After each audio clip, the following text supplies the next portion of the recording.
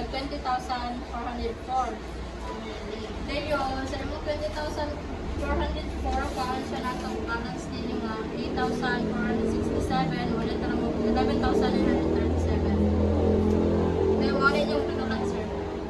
2,824. Pag ang adlaw sa ating bayad mo tunog sandihan og holiday patras ka para makarebets tag 180. Dayon pag malapas po ta sir natay penalty.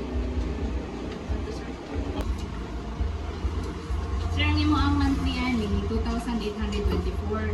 Then dapat mutunong ta ani imo ang due date. Imo due date kadapit sa GIS sa bulan. Then pananglit ka rin sa GIS magtunog o regular holidays or Sundays patras ta para maka-avail ka ani 180 nga discount. Dayon ug malapas na siya sir pananglit. Kani imong due date sa GIS. Pagkabit sa 11 ani automatic na siya na ay at 100% na madugang sa imong binulan nga bayron nun. Dayon sir ang ikaduha samtang wala pa na impas ang imo ang inyong loan account din ka na dili na nimo pwede mga tapos din na pagdili sa mobile. Meaning ani sir, interest na kaloy pang imo ang account dili gini nimo prinda mahatag taman sa impas siya. Then kung in kaso na ang may plano mo larga or mo balhin pinayanan, pwede na nimo ipay-follow diri sa account para dili ni mag-lisod og follow up sa imo. Ikaw pa kung importante gini siya sir. Kung dili mo kabayad sulod sa isa ka bulan nga bayron mo, pwede ni i-turn over ay deposit. Dayon imo ang unit collateral sa amua. Ang bota sa ani, kung dili mo kabayad sulod sa isa ka bulan, pananglit pisadji sa nimo ang due date.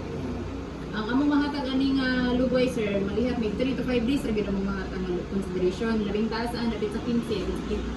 Sige sir gyud bitaw ka naman.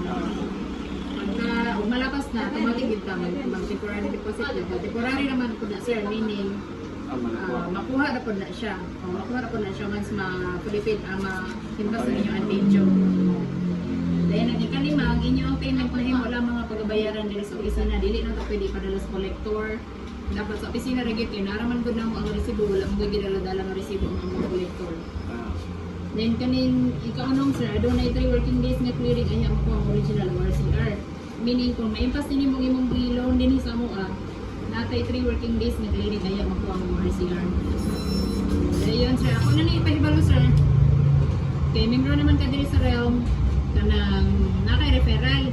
Pananglit nakay mapasulod rin nga kliyente na kay pahalipay 100 ay 1,000 kung kani nga amount ang ma-release. Then below 20,500.